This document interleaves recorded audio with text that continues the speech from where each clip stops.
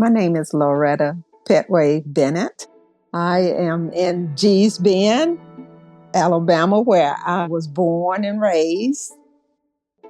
Loretta grew up surrounded by quilts. My mother, Queenie, she learned quilting from her mother, and same in turn, my grandmother learned it from her mother.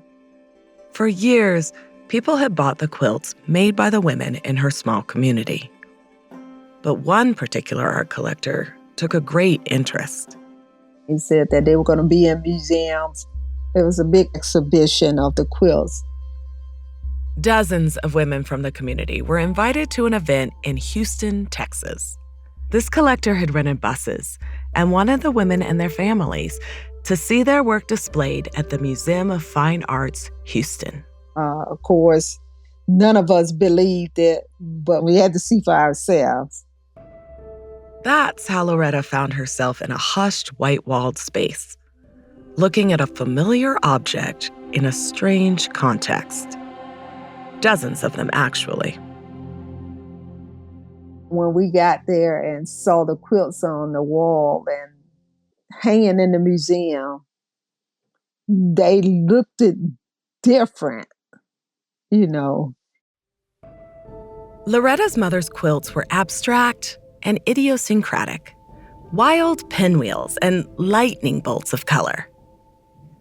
And they were made of scraps. It was whatever the women could find and put together, and this would have been old dress tails, pants the back of pants and shirts that wasn't worn out.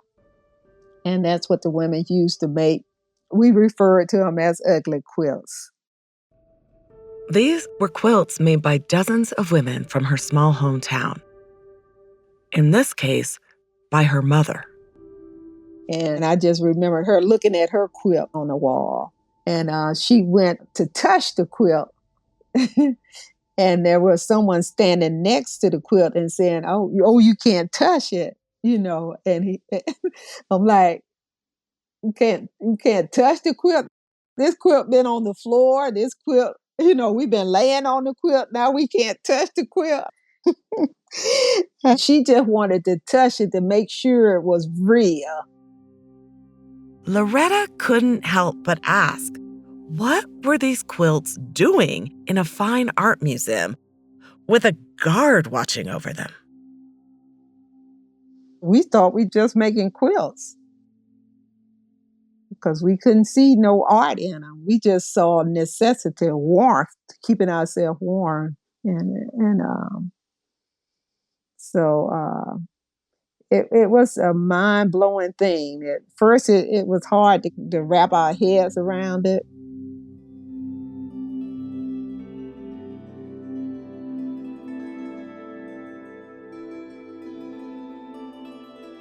From the Metropolitan Museum of Art, this is Immaterial. I'm Camille Dungy. This is an episode about blankets and quilts. When I say quilt or blanket, is there a special one that comes to mind? Does it bring you back to a very specific time and place? For me, it's a quilt made by my grandfather, who was a tailor by trade. It must have been pieced together in the late 70s, judging by the colors and patterns of the fabric, including an orange and brown swatch from one of my favorite dresses when I was 6. My grandfather wouldn't have lived many more years after he made this quilt for my sister and me. But still, all these decades later, I have this warm comfort he handcrafted. Blankets are not the same as quilts. Blankets are a single layer of fabric that's been woven or knitted. Quilts, however, are made of 3 layers.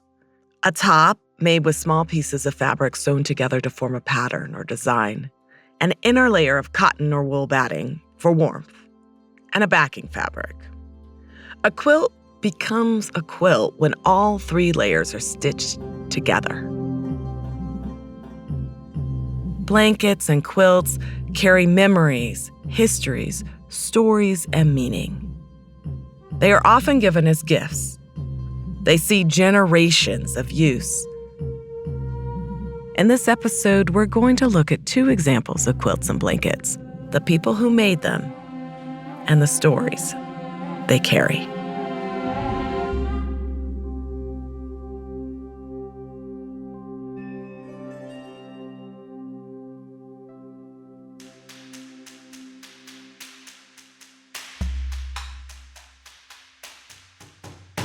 The artist Marie Watt has vivid childhood memories of a few wool blankets and quilts. Those blankets, they were used for picnics and they were used for building forts, and we used them for like covering up after skiing. It's funny, I feel like cars in the 70s, they just weren't very well insulated. And so these blankets, they were always available and at the ready.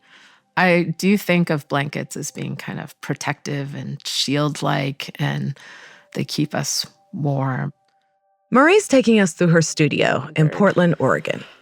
I can take you. Oh, there's racks and racks of blankets back there. We're running out of racks, actually. At first glance, the space looks like a laundromat with colorful blankets packed into clear plastic bags on tall metal shelves. They've all been washed. They're kind of grouped by color. Marie is an artist, and these blankets are her raw material. I do like talk about it as a tube of paint, but actually it's almost better than a tube of paint because there's no blanket like that blanket.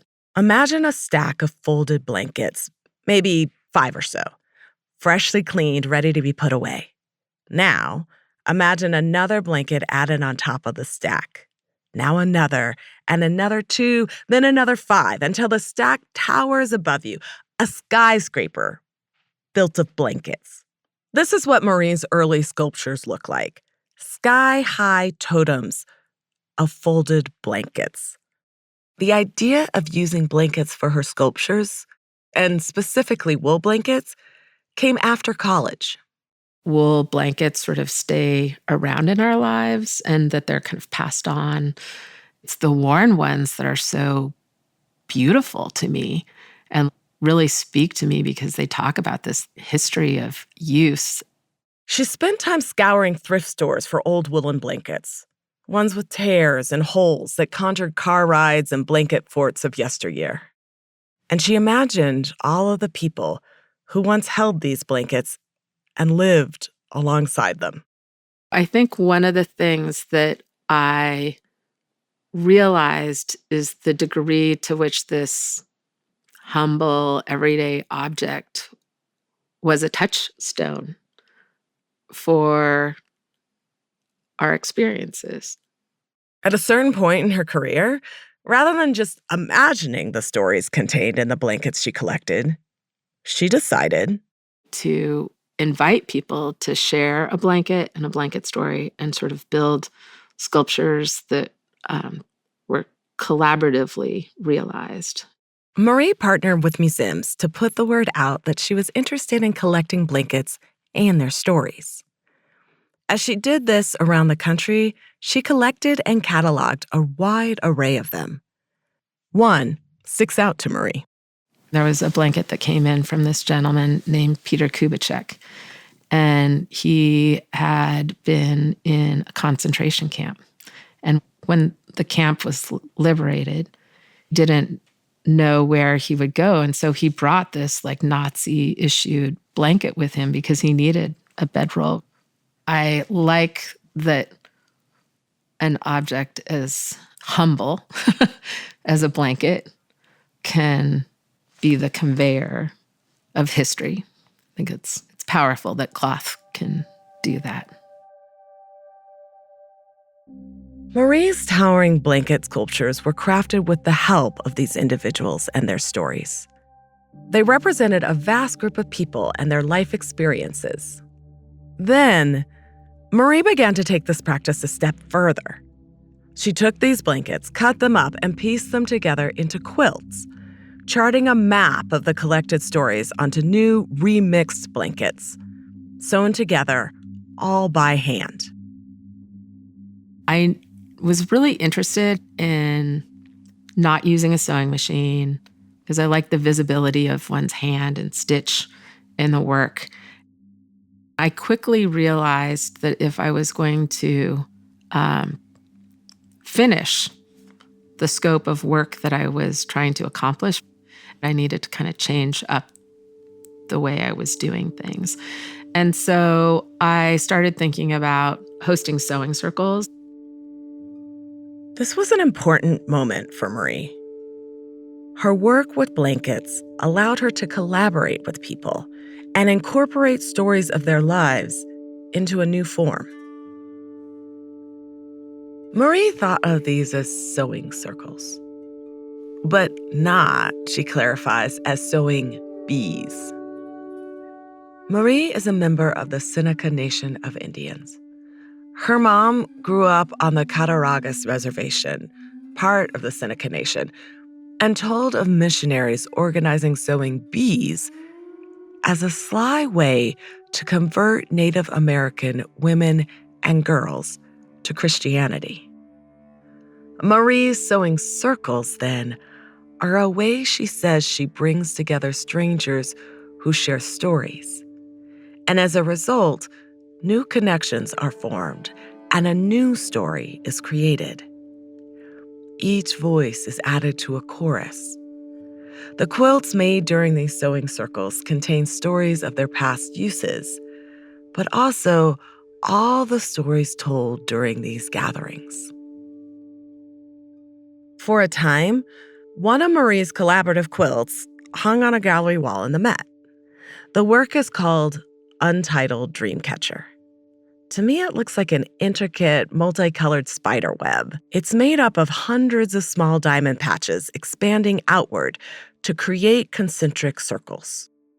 If you look closely, each diamond has been carefully stitched by hand, a testament to the people and stories that went into this work. There was, areas that had been obviously stitched by different people. That's Textiles Conservator Allie Barlow.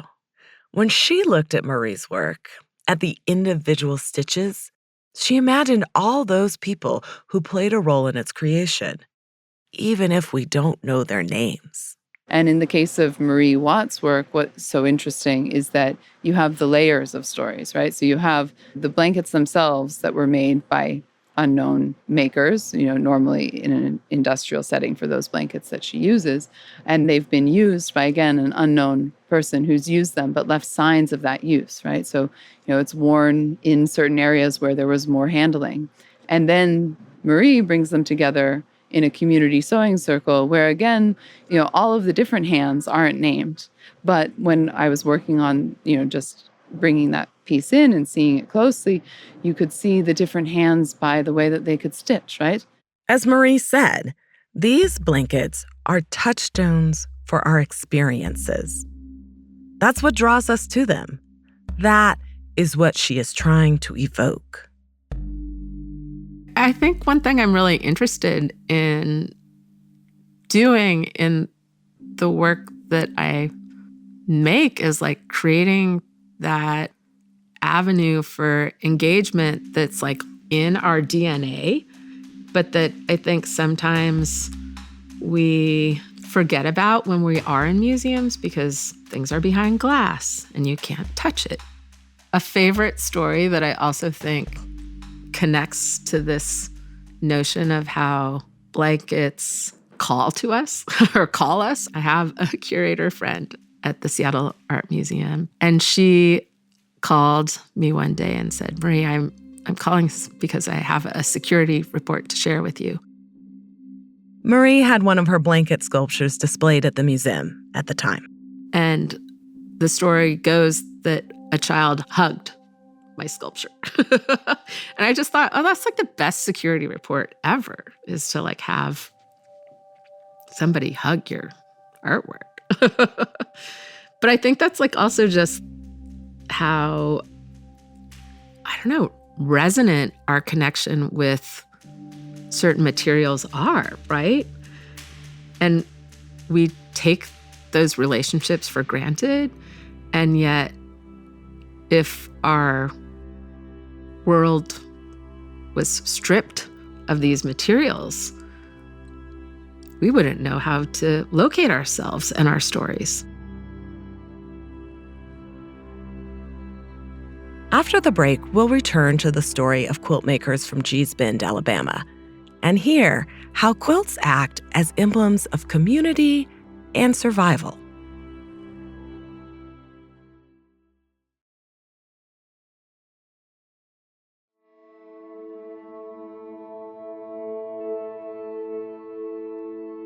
It was colder inside than it was outside, felt like. We met Loretta Pettway Bennett at the beginning of the episode. She was born and raised in Gee's Bend, Alabama. Don't let some idea of the hot, humid South fool you. The South can get quite bitter and damp, with temperatures dropping below freezing. In the winter, Loretta felt like there was little that stood between her and the cold. The houses just didn't have any insulation. They had wooden windows. Even though I was born in the 60s, we had wooden windows. Without any glass in the windows, there was one thing that helped. We had to use quilts for hanging up at those windows, the doors, and on the floor. And so anything that you got your hand on that you could sew and put together, it was turned into a quilt. I can remember having like 5 quilts on the bed you can barely turn over.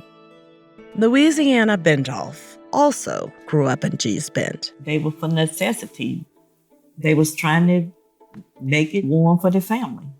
Because I could tell you, it was really cold. It used to be really, really cold in Gee's Bend. Like Loretta, many of Louisiana's childhood memories involve quilts. One early memory for Louisiana: sitting under the quilts as they were made. We would sit under there and we would watch the needles go in and out. What I call fun time, because I got to play at my mother's feet. And my first memory, I was 5 or 6 when I was just threading needles for my mom and grandmother and aunties. This learning on the job was a deep tradition in Gee's Bend. This was something I had inherited from my great-grandmother, my mom, my aunts, from seeing them do it.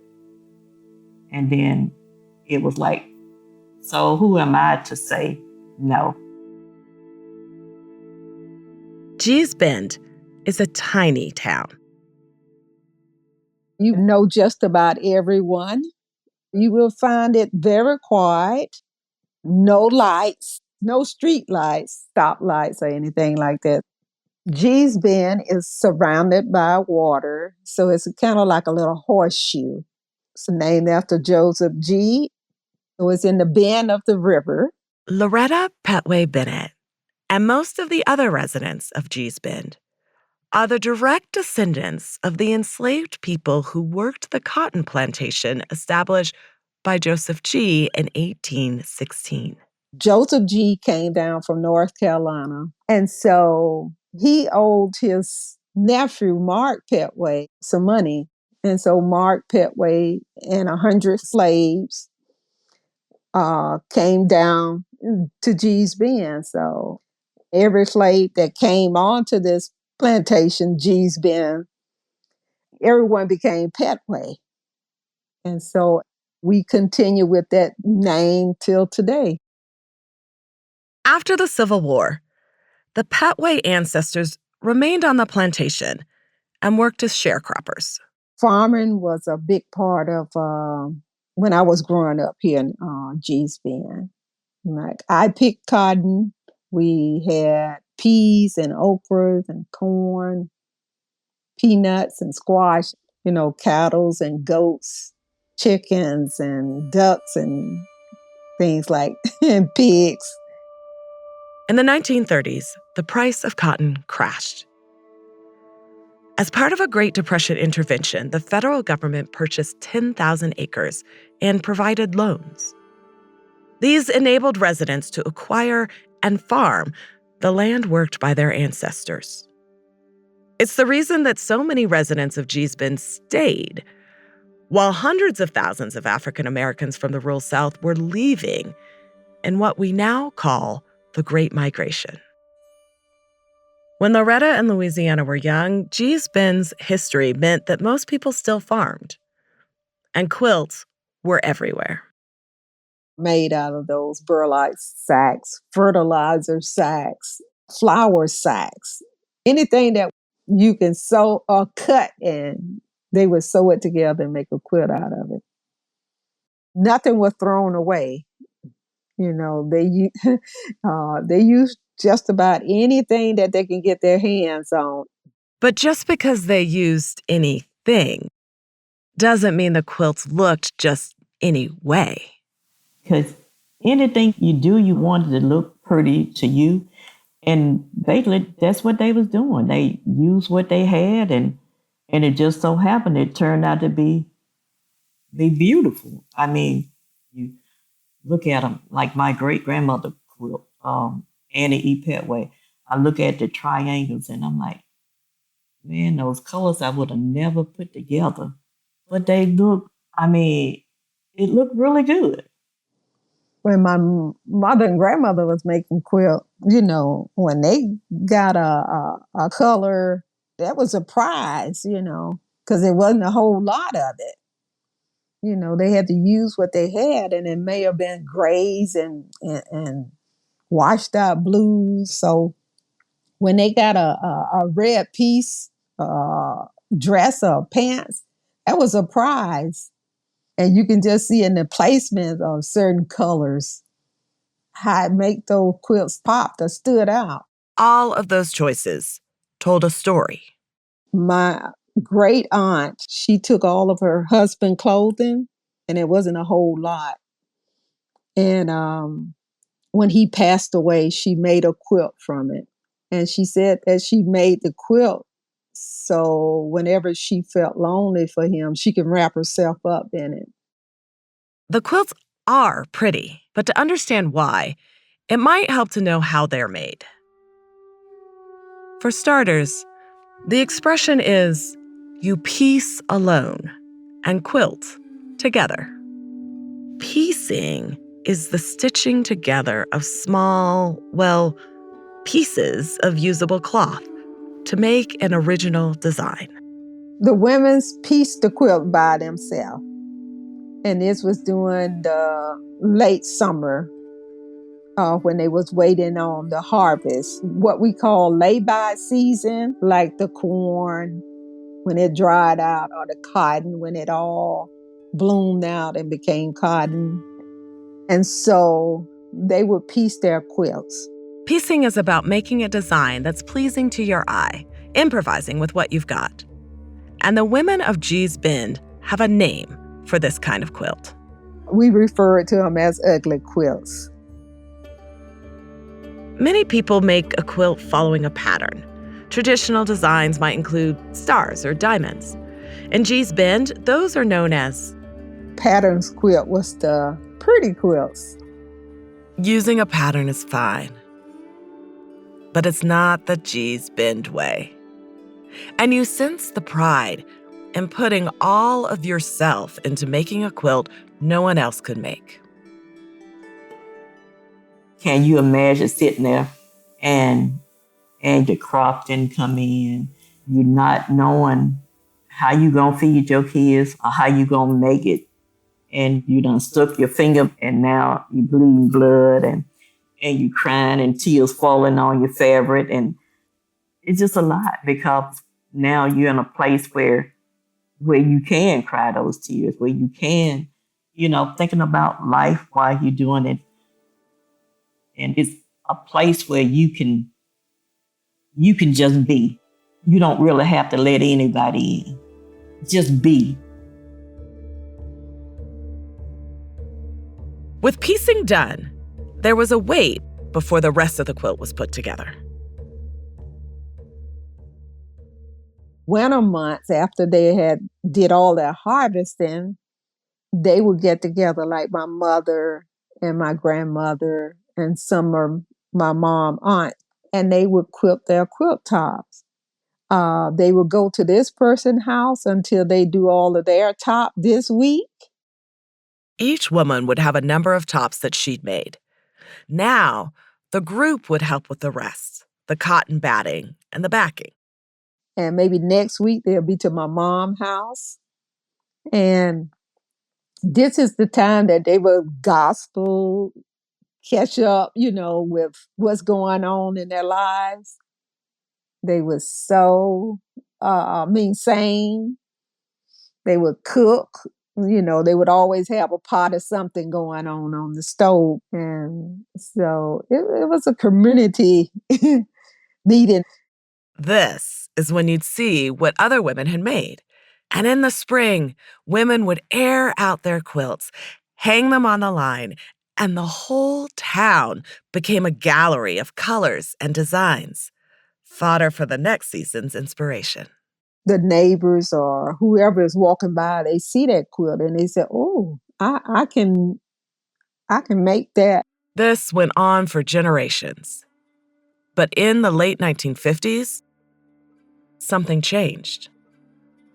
When I was in 7th grade, I can remember my relatives and friends, going to different places, Camden, Selma, marching for equality. When they did Bloody Sunday, they was involved in that. My mom was involved more into the schooling part, segregation. And she got arrested and had to spend the weekend, in jail. But to come here to Gee's Bend and to see you out in large numbers gives me new courage. In 1965, Martin Luther King Jr. came to Gee's Bend. He urged residents to take the ferry across the river to the county seat so they could register to vote.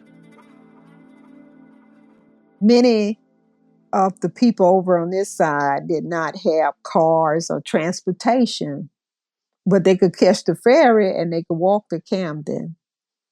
And so in order to stop people from going over to register to vote, they stopped the ferry.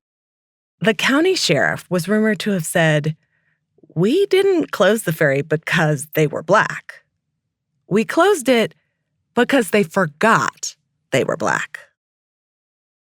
Gee's Bend's geography meant that it was suddenly all but cut off. What had already been an isolated community with few economic opportunities was now in dire straits. Until someone thought of something Gee's Bend knew how to do all on their own, something they were good at. Our house was a hub. This is Louise Williams. She grew up in a small town just down the road from Gee's Bend. Her parents were active members of the community, including her mom, Estelle Witherspoon. My mom was one of the people that could read and help people translate documents for those who were older and didn't know how to read and write and things like that. We need to help teach people to know what the ballot looks like. We need to help people understand who's on the ballot and how to vote for people and what to say and things like that. So, when the ferry stopped, Estelle heard women in the community start to ask, what can we do? Here in this area, what can we do? Louise's mom quilted, but she was more of an organizer. Still, quilting was in the air, in her blood. My grandmother was born in 1898, and her artistic eye, she could create a pattern from nowhere. Gee's Bend knew how to make quilts. It probably was about a year of talking and thinking, and all of that led to it being a sewing cooperative.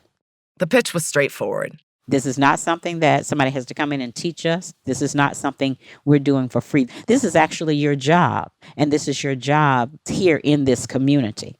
They called it the Freedom Quilting Bee Cooperative, and dozens of local women joined.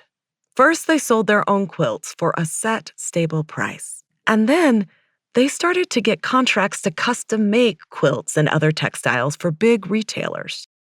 We had the largest contract with Sears, where they would produce, and I can't tell you how many, but it was enough worked to keep the ladies, I would say 50 women or so, busy for months on end and for years on end. And it may not have been a lot of money from the beginning, but it was enough for people to be able to buy food, buy clothes, buy automobiles, buy appliances for their home. In the 1970s, that Sears contract asked the women to make patterns that used corduroy. It was the 70s. And they brought scraps home to use in their own quilts. If you look at the Gee's Bend quilts that are in the collection of the Met and countless other museums, you see these corduroy scraps. The Freedom Quilting Bee was a key step in helping the women of Gee's Bend use their skills and artistry to build financial and social stability for themselves for a generation. But by the late 1980s, the work had lessened. Textiles manufacturing had moved overseas, which made what happened in 2002 all the more surprising. The first exhibition out in Houston, Texas, of the quilts. As we mentioned at the beginning of the episode, an art collector had been making regular trips to buy quilts in Gee's Bend. One day, the residents were told they were going to be in museums. Of course, none of us believed it.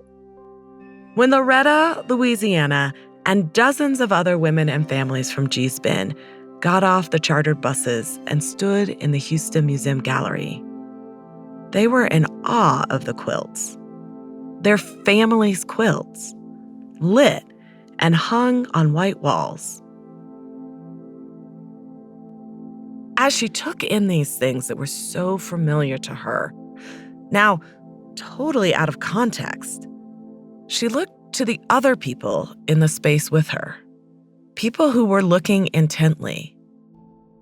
Some of those people were in tears. When people were crying, we at first thought they was feeling sorry for us, I think. That the women couldn't do any better.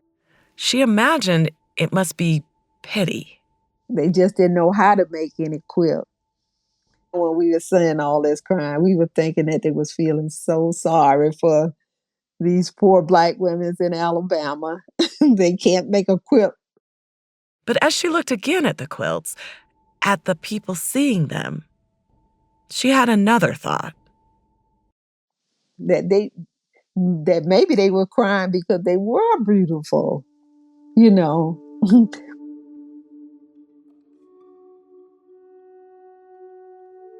This was just the beginning. There was another show, and then another, and more. A review in the New York Times called the Gee's Bend quilts some of the most miraculous work of modern art America has produced. It still took a lot of us time. We still thought they was ugly quilts. But to see other people looking at them and appreciating them. And every time we would go to an exhibition and see this and see people crying, so I started looking through different eyes at the quilts. And I started seeing what they saw. And when I did see what they saw, it blew me away. It just opened my eyes. I really opened my eyes to these are amazing. And the broadening appreciation just kept growing. In 2006, the quilters of Gee's Bend were featured on the Oprah Winfrey Show, as big a stage as they could imagine. We all thought it was a dream, but it just kept getting bigger and bigger. And it was like, wow. And the older women, I was so proud to see the older women was getting recognized. And I was so happy for them to see that they were considered artists, even though they themselves did not look at themselves as artists. And we did not treat them as artists. And then, just as that last moment had sunk in, Another one. Oh, when the postage stamp came out, I think in 2006. Oh, it was like almost like the Beatles. In 2006, the United States Postal Service issued a set of 10 stamps featuring the quilts of Gee's Bend. They'd arrived. People was buying them up. Everywhere I would go, I would try and buy some Gee's Bend quilt stamps. And they sold out. And I couldn't believe, wow. It really dawned on me how popular the quilts was. You couldn't find a stamp. These women put this together with nothing, and this is art. They look like art. And when people started saying how these are works of art and comparing them to some of the famous artists out there or painters, and we had never heard of, never thought about. Because we thought we're just making quilts. We couldn't see no art in them. We just saw necessity, warmth, keeping ourselves warm. It was hard to wrap our heads around it, and some of us is still kind of hard. Myself, I find myself saying, "Wow." There were clear upsides to being valued as artists. Women's got to make money again from their quilts. When they heard the amount they put on the quilt, they were like, "Wow." We used to sell these quilts for like $25. If you got $200 or $300 for a quilt, that was a lot. But now you're talking about 3, 4, 5,000 and up. In 2013, hundreds of quilts began to be acquired by museums, including dozens that are now in the permanent collection of the Metropolitan Museum of Art, where they were first shown in 2018. When Loretta has visited them in museums, she knows exactly who made which stitch, which woman drew her needle across the fabric, as clear as a fingerprint, an artist's signature. Some of the quilts that are hanging, I slept under those quilts. And now they're considered works of art, and it's just mind-blowing. Quilt has many, many lives. And you think the life of a quilt has started as a plant, weaving it together, and may become pants or a shirt or something, or cloth. And it takes on another life of being turned into a quilt, or maybe after being worn out or worn to nothing, or just about it, and then it turned into something else, a towel or a curtain or a rug on the floor.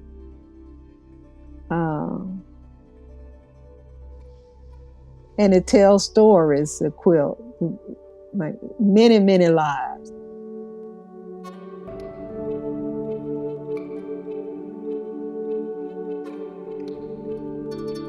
Immaterial is produced by the Metropolitan Museum of Art and Magnificent Noise. Our production staff includes Salman Ahad Khan, Ann Collins, Samantha Hennig, Eric Newsom, Emma Vecchione, Sarah Wombold, and Jamie York. Additional staff includes Julia Bordelon, Skyla Choi, Maria Kozaneca, and Rachel Smith. This season would not be possible without Andrea Baer, Inka Drogemuller, and Douglas Hegley. Sound design by Ariana Martinez and Kristen Muller. This episode includes original music composed by Austin Fisher, fact-checking by Mary Mathis and Claire Hyman. Immaterial is made possible by Dasha Zukova-Niarkos.